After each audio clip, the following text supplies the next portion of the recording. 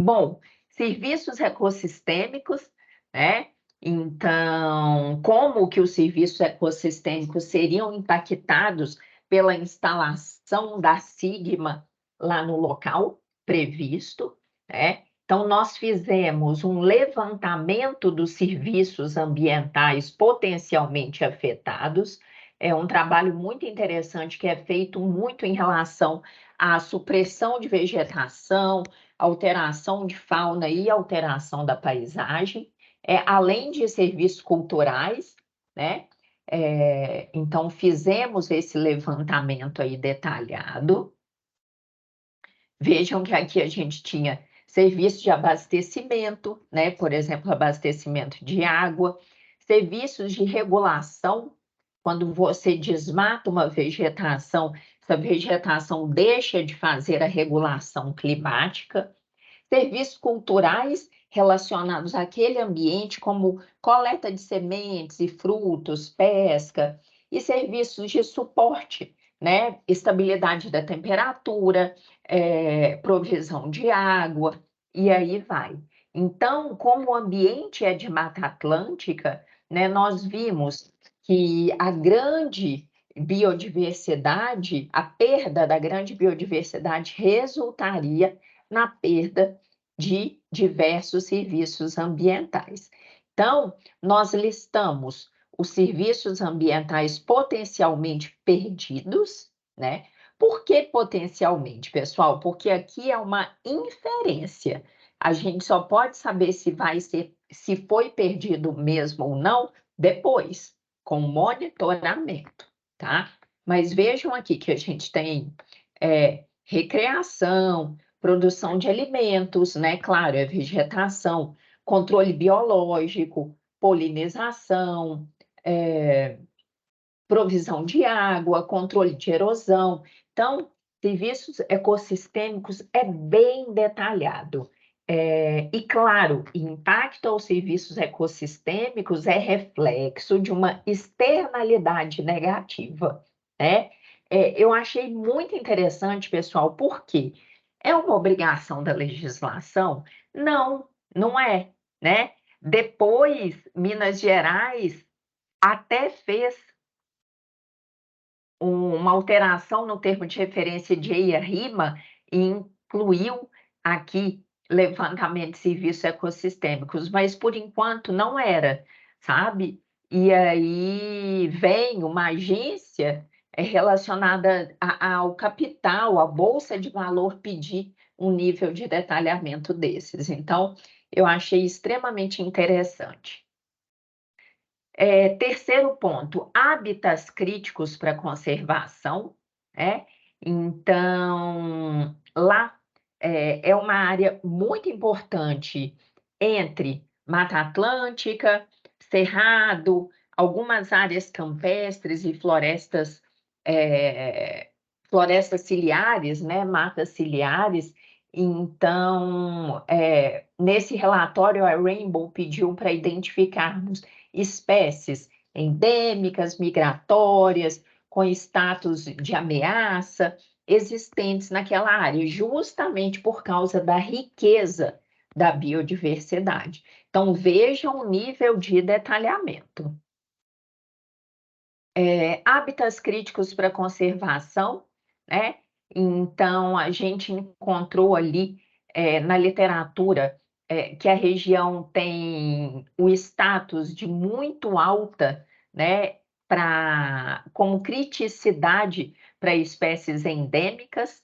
Então, nós sugerimos ali um cuidado mesmo, uma identificação mais detalhada e um cuidado na identificação, na compensação e na minimização desses impactos, porque muitas vezes quando a gente faz os levantamentos no licenciamento, eles são feitos através de amostragem, né? Aqui, o objetivo era saber especificamente em relação a espécies endêmicas, ameaçadas e prioritárias para conservação.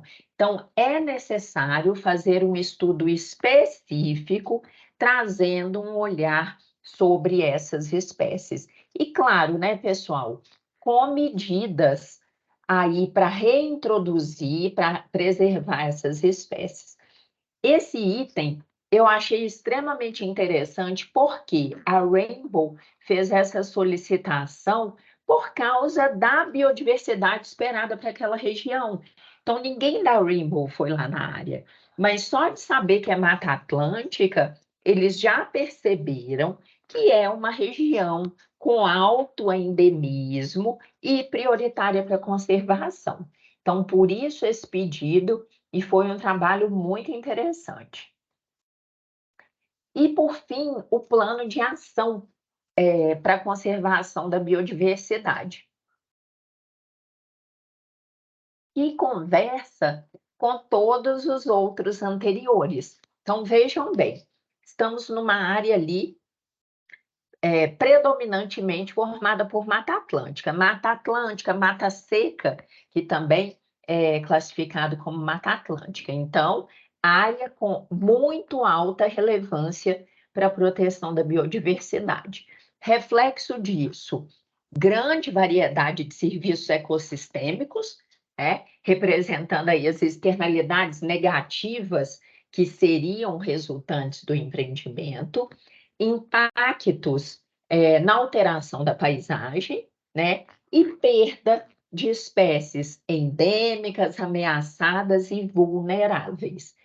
Por isso, a Rainbow pediu um plano de ação para a conservação da biodiversidade, ou seja, considerando que o empreendimento vai fazer intervenção severa, né, pessoal? Se a gente está falando aí de uma planta industrial ou de um empreendimento minerário, nós estamos dizendo que a cobertura do solo vai ser alterada. Então, aquela vegetação que está ali no local vai ser suprimida. Não há o que ser feito, né? Mesmo que a gente diminua a supressão.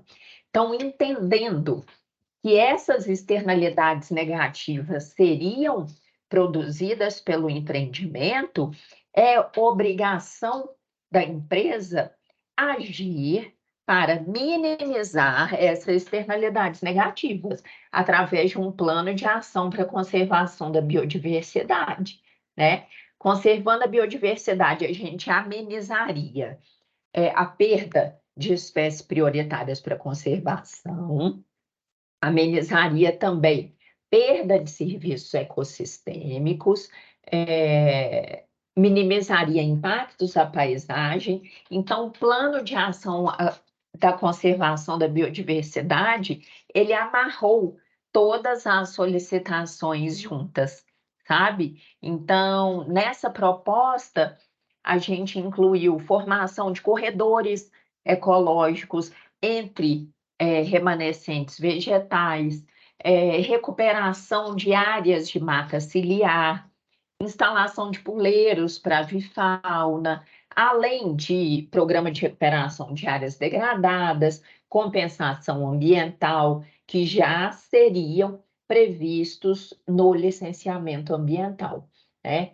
Então, eu achei muito interessante trazer esse case para vocês terem uma ideia do que é um relatório de sustentabilidade na prática, né? Porque quando a gente vê, quando a gente escuta falar, parece que é algo muito teórico, mas vejam, não é teórico, não.